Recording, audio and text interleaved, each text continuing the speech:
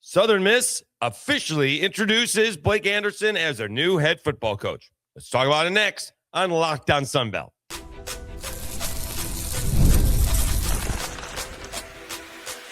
You are Locked On Sunbelt, your daily podcast on the Sunbelt Conference, part of the Locked On Podcast Network, your team every day. Dave Schultz, Locked On Sunbelt, your team every day. Today's episode brought to you by Game Time. Download the Game Time app, create an account, and use code LOCKEDONCollege for $20 off your first purchase. All right, we'll get to the Salute to Vets Bowl game. Troy has a chance for their 9th win and is a transfer portal out of control. Can't imagine this person has eligibility, but seems to be the poster child for this. Nothing against him personally. Wishing him all the best. We'll get into that later. Also, technical difficulties forced me to do this again. Recorded last night, then realized no audio. Forgot to turn the mic on. Super genius. And so by the time we realized that, had already taken the sleeping pills. So who knows what was going to happen if I recorded last night. So instead of lifting right now, we'll do this. Hopefully get it done before Orange Theory. If not, it'll be done after Orange Theory. All right. Southern Miss introduces Blake Anderson on Monday. Jeremy McClain there as well. So a few things that I gathered from the press conference. It is on YouTube. I didn't see it live, so I saw it on YouTube Monday evening. It appears to me, this is the way I took it, they wanted Blake Anderson all along. They did go through the process of, I think, speaking to other coaches. McClain said it took him about 3 days. To me, that sounds like we got a guy. Let's see if we're proven wrong, so to speak. Let's see if someone else blows us away. Let's see if someone suggests it should be them instead of Blake Anderson, so to speak. And they didn't find that person. So they went with Blake Anderson. All right. So I think when I recorded yesterday, they went through the motions. They did their due diligence is what I would say. Okay. But I think they wanted Blake Anderson all along, and it only took a few minutes. They also mentioned, Jeremy, the athletic director, did mention they were prepared for this. They knew when they hired Charles Huff that if the right opportunity came along, he probably would leave, meaning we were successful, and they were 7-2 at one point in time.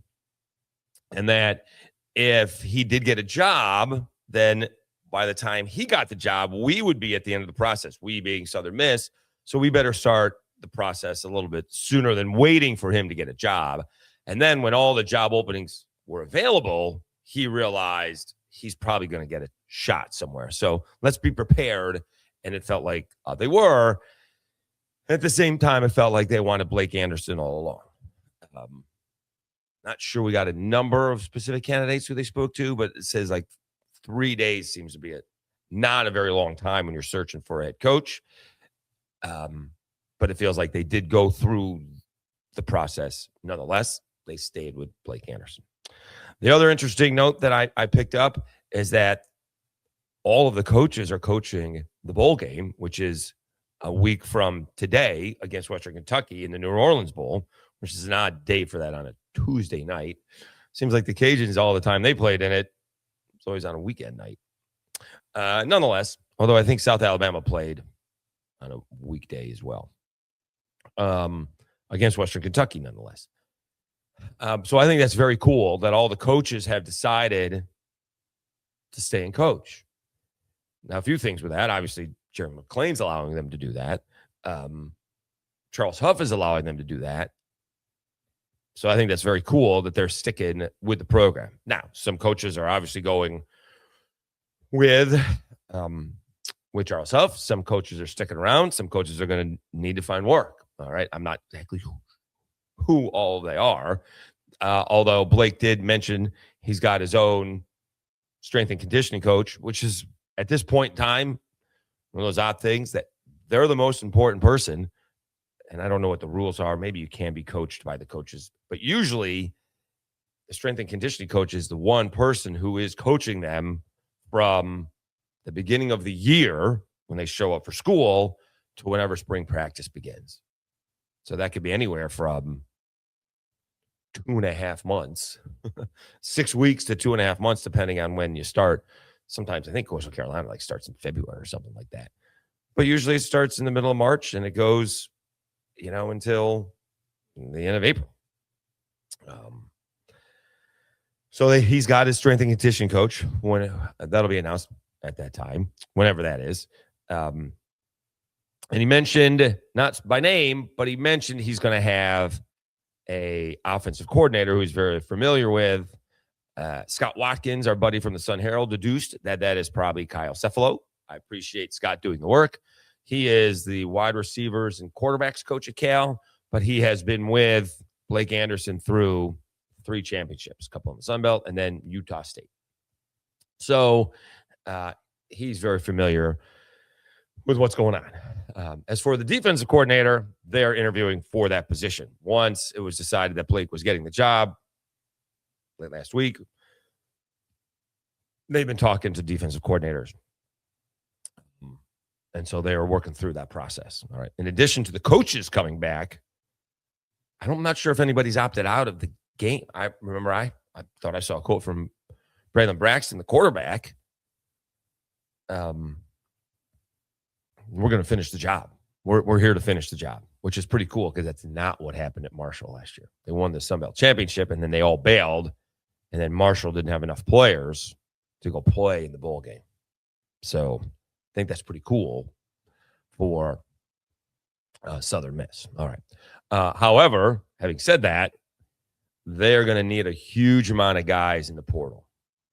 They got about a 10-person class, according to 24/7, coming in. And Blake Anderson said, regardless of the portal, we got to replace 31 seniors. So I presume they're going to have more kids in the regular signing day in February. This is the only portal that they are worrying about now, right? You can't, once you go to school, you can't transfer out, I don't think, at least not until the NCAA loses another lawsuit. So they're going to work through the portal. And I think how that favors Southern Miss is all these coaches are sticking around. And regardless of who leaves and who goes, I think they're going to know that before the portal, officially opens. So they're going to having this extra week or so, whereas Troy's playing tonight. They get an extra week with all the coaches, who's going to Memphis, who's going to go elsewhere, and who's coming back. And it's just about transparency, right? I think this makes it a lot easier having all of the coaches there. And then you don't want to say who's being poached, but who's transferring to where gives Blake Anderson an idea of who to go after, what positions they need heading into the transfer portal and the signing period. So I think it was all good news yesterday. I think Southern Miss ended up they ended up with who they wanted. I don't think the search was for show. I think when you're a public institution, you have to go through that. But I do think they got the man that they wanted. They needed to be impressed with somebody else. And I don't think they settled for Blake Anderson, but I think I think they promoted from within is basically what happened. As someone who has not gotten jobs based on that, I think that's what basically they were doing, although they looked, as I have been interviewed before and fallen short, they needed a reason to not hire Blake Anderson. They couldn't find one. So they got the guy that they wanted. All right. Bowl season starts tonight. Troy taking on Jacksonville State, and this is going to be quite the matchup. Talk about that next after I tell you about Omaha Steaks.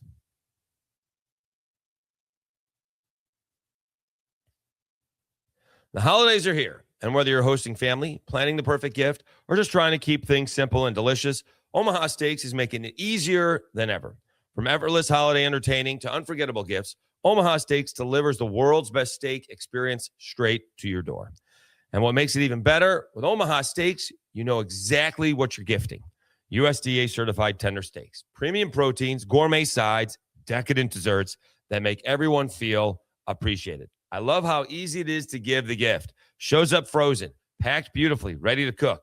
Steaks are perfectly aged and insanely tender. It's restaurant level at home. They have so many options: steaks, burgers, chicken, pork, seafood, desserts, something for every kind of holiday gathering. Save big on the gourmet gifts and holiday favorites with Omaha Steaks. Visit omahasteaks.com for an extra $35 off. Use code COLLEGE at checkout. Terms apply. See site for details. That's omahasteaks.com, promo code COLLEGE.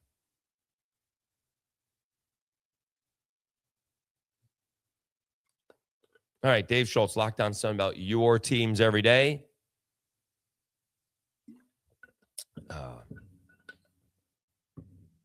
Troy going for their 9th win of the season.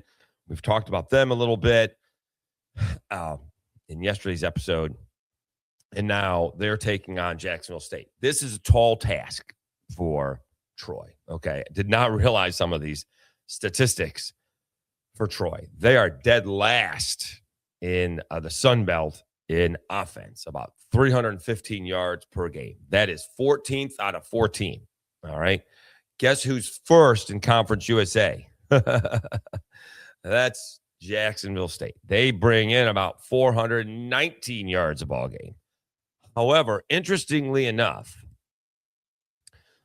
they do not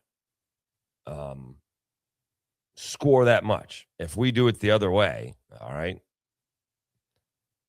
So if you go scoring compared to totals, all right, say Texas State, 475 yards. That's 160 yards more than Troy. And what do they score a game? They score 36 points a ball game. Okay. Let's say what is 100 yards a ball game more, right? I can't see one. Old Dominion. Let's see what they do. They're 392. All right. Actually, no, they are. See, they're 460. Let's see here. Marshall. All right. Marshall's about 90 yards more than Troy. All right. Let's see what they score a game. Marshall scores about 30 points a game, 31 points a game. The reason I bring that up is because of Jacksonville State. They are, again, the number one offense, 419 yards, but they only score about 5 more points than Troy, who scores about 24 points a ball game, which I think is 10th in the conference. Jacksonville State scores 29 points. So that's not as big a difference as I thought it would be. In fact, nobody in the Conference USA averages more than 30, which I thought was interesting, whereas Sunbelt does have a few teams, JMU averaging almost 40. All right. Having said that, Jacksonville State, on the other side, Troy's got a pretty good defense, like 3rd in the conference. Jack State's defense isn't bad, 26.2 points a ball game, and total, they give up about 390 yards of offense. And that's basically where Troy is as well. Here's the big difference, all right? Where does Jack's offense come from? They're the number one team in the conference at 258 yards a game on the ground. All right. Whereas Troy averages about 100 yards a game on the ground, less than 100. All right. And Caden Creel, and that name sounded familiar to me when I looked at it last night, the quarterback for Jack State, he's from Fairhope, Alabama. All right. Let me see if that's where he went to high school. Yeah. Prepped for head coach Tim Carter at Fairhope High in Fairhope, Alabama. Okay.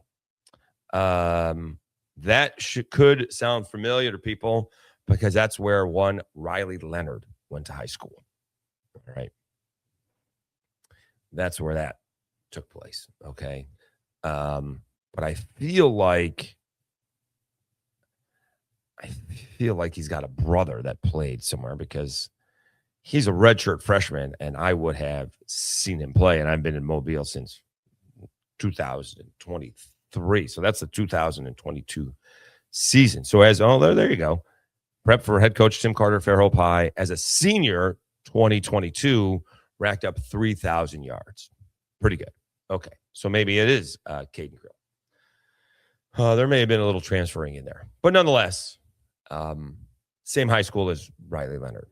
So Troy's got their work cut out for them, trying to hold that running game in check because Caden Creel is part of that. Because when you listen to this offense, right, 258 yards rushing a game, passing is 11th. It's not even 170 yards. It's less than 168 yards per ball game. All right. And then you go to the stats for Jacksonville State, and Caden Creel is their second leading rusher. He is right behind the running back. So that's a big part of it. All right. Cam Cook leads the squad in running 1,700 yards, more than that, 1,743, averaging 5.6 yards a carry, 295 attempts. All right. Caden Creel's right behind him, 169 attempts, 1,173 yards, 6.4 yards a rush. All right. He's only thrown for 1,300 yards. He's rushed for almost 1,200 yards. So Troy's got their work cut out for them. All right. I'm surprised that Troy's actually favored in this ball game.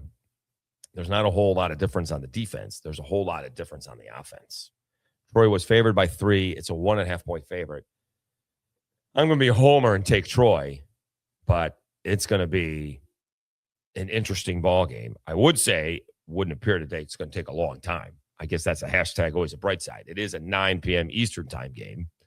That would have been an issue if I had work on Wednesday. I'm off. So we'll see when we record the episode for Wednesday with that recap in it. And we can also preview the bowl games on Wednesday. We may have like a bonus episode because we'll see how that goes. Also, should be noted, please note, we are recording with Spencer McLaughlin, Locked On Ducks. That's going to be for Thursday's episode. So look forward to that. We may have a bonus episode for Thursday as we recap a couple of ball games as well. I think Troy's got their work cut out for them. This is going to be a tough matchup for Troy. And if you're Troy, you got to go into it thinking, as Jacksonville State averages 30 points a game and you average 24, you're going to need somewhere in that 24 to 28 range. I don't think you're going to win this ball game 17-14. You got to go in there thinking, I may have to go for it on fourth downs a little bit early. Not necessarily on my side of the field, but I cross at 50, I may start having to go for 4th and 3s. All right. Hasn't been a lot of time, right? Troy played in the Sun Belt Championship. That's about 10 days ago, maybe a little bit, about 10 or 11 days ago. So we'll see if there's any trick plays. Usually you come up with a trick play or two just because they haven't seen it on film. So something that you haven't done, usually you do a trick play or two. So we'll see if Troy does that at all. And then again, we can sit there and watch it at 9 p.m. Eastern time. All right. Okay. Is the transfer portal out of control? Don't mean to pick on our next subject, but it's more about the transfer portal than him, but we'll talk about it right after I tell you about Game Time. The World Cup is coming back to North America for the first time since 1994. And with 48 teams for the first time ever, it's going to be massive. But let's be honest, getting tickets is usually the hardest part. That's why the Game Time app is so clutch, finally giving fans a real advantage when it comes to snagging seats. With Game Time, you can track prices dropping in real time, get alerts when the great season's open, and buy tickets the moment they hit the app. It puts the power back in your hands and makes going to the World Cup realistic instead of impossible. You pull up the app and you lay out. That layout makes it so simple to scroll through the matchups and compare seat views. Pick a game, tap a section, and have your tickets locked in within minutes. No confusion and no hunting for fine print. The seat view is a game changer. You literally see where the pitch looks like from your seat exactly before you buy it. Take the guesswork out of buying World Cup tickets and every match, concert, or event with Game Time, such as, check last night, tickets for JMU in Oregon, $88 a pop. That's pretty good. Going to be tough to beat that. Download the Game Time app, create an account, and use code LOCKEDONCollege for $20 off your first purchase. Terms apply. Again, download the app, make an account, and use code LOCKEDONCollege for $20 off. Swipe, tap, ticket, go. Game Time.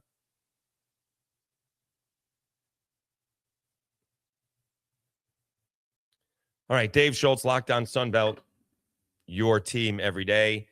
I wish this was coffee. This is actually, I don't know why it's in here. Just my pre-workout, which is technically just caffeine. All right, transfer portal out of control. Next gentleman has and wants to continue to play college football. Been playing since 2020. TJ Finley from Georgia State has entered the transfer portal. So remember, he gets a year for 2020. Okay, so he's been playing 2020, 20, 21, 22, 23, 24, 25. That's 6 seasons. All right. Would appear he's already gotten his COVID year. Okay. The thing is, he's going to argue that one of these other years, Auburn or Western Kentucky, 2022, where he played 4 games, or Western Kentucky where he played 3, that's a redshirt year. So now he's down to 4. And the NCAA right now is in court, probably going to lose, which I don't understand how, because the rule used to be you get 5 years to play 4. Now they want 5 years to play 5. And this doesn't apply to TJ, but junior college isn't going to count. So again, I'm telling you, someone is going to go to college for free for 7 or 8 years. It's coming. All right. Someone's going to end up being a doctor and then being drafted into the NFL. It's going to be crazy.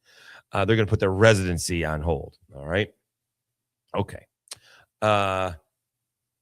It is out of control. We have to do something to save some of these guys from themselves. I am all about the transfer portal. All right. I believe if it doesn't work out, you should go. Coaches go. All right. Here's the one difference. All right. There's only financial gain. Usually, I'm not sure that's always going to be the case this year. Usually financial gain. But in TJ Finley's case, I don't think it worked out that way. All right. He thought he was going to get more money when he left Texas State. That's where he should have ended up. He could have been an ambassador for Texas State. Stayed at Texas State, would have been there for 3 seasons, called it a career, end up either going with G.J. Kinney or just staying at Texas State, going with him to the Pac-12 2.0 or getting a job in town. He's already got some kids. That would have been huge. All right. Instead, he doesn't have a home base. Auburn, LSU, Georgia State, Western Kentucky. And I think my nephew even reminded me he went to Tulane, but he never actually played there. So this is my idea. It's certainly not, original, maybe a little bit. I would give a player 1 free pass. You get to transfer once without any eligibility loss. All right. You get to do it twice if the coach leaves or get fired. All right. You can even go with the coach if you want. Used to be you couldn't do that, especially if it was in conference. That's going to be a loss. That's going to be a loser for the NCAA. I don't give you an extra year for graduate school. That I don't understand. If you're into graduate school, stay where you are, I guess.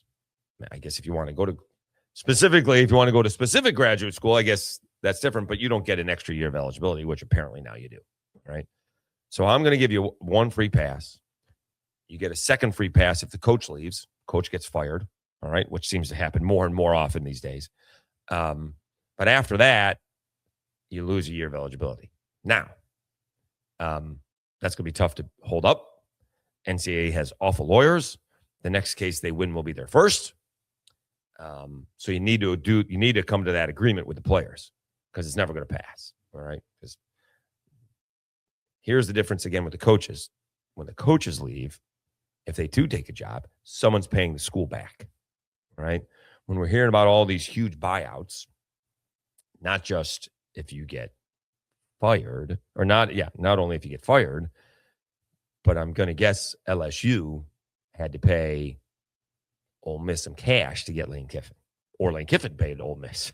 Usually it's the the job that comes calling. You got to pay off the school. A lot of G5 programs want the Power 4 programs to pay if they take a player. I think we've talked about this before. Like back in the day, Kansas City felt like they were the farm system for the Yankees, but the Yankees would pay Kansas City money to take their players. We're talking way back in the day, like 50s. That's never going to happen. It should happen, but it's never going to happen. So there's no financial repercussion for the players when they transfer all this time. Now, however long it takes them to graduate, I mean, again, TJ Finley is going to enter his 7th year of school, at least. He should have a couple of degrees by now, which hopefully will help him get a job somewhere. And I don't really mind these guys, taking their time. Everyone's like, well, get a job already. Stay in school for as long as you can. I would prefer it at 1 or 2 places. All right. And it worked out for Fernando Mendoza. Went from Cal to Indiana, making some money. I saw on 60 Minutes, he actually wrote a piece about NCAA players should not get paid. And he made about $2 million. And now you got all these quarterbacks from DJ Langway to Dylan Riola to Sam Levitt. And I'm sure we're going to get more in the transfer portal as we go. And you got to be careful to land in the right spot. Because now, if you land, DJ Langway going to LSU is not bad because he's got a couple years of before he wants to go to the NFL. He's got more than that. I think he's a true freshman, right? That he's going to, he could spend some time with Lane Kiffin at LSU if he wanted. Sam Levitt, on the other hand, has 1 year of eligibility, I think. I think the best place for Sam is still Arizona State. Is he going to do that? I mean, is Miami going to be looking for a quarterback? IU is looking for a quarterback. LSU could be looking for a quarterback. There's certainly places for him to go. What does Bryce Underwood do in Michigan with all of that? There could be musical chairs. And I think, unlike the NBA, I think some of these guys are going to get paid, and then some of them are not. I think there's going to be huge discrepancy in the high-end guys and the low-end guys. And just because you get paid a lot of money doesn't mean it's going to work out for you on the field or at the next level. So we'll see. But that's what I want with the transfer portal. What do you guys think? I don't really mean to pick on TJ Finley. From everything I've seen, he's a great kid. All right.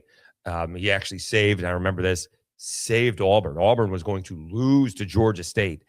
They were down, what I think it was 24-12 at halftime. They won 34-24. TJ Finley came in for Bo Nix, who's having a great season with the Broncos. TJ Finley came in for Bo Nix. Actually didn't have all that great of a ball game. Not like he was 14-16. He was 9 of 16. But he led them to victory. All right.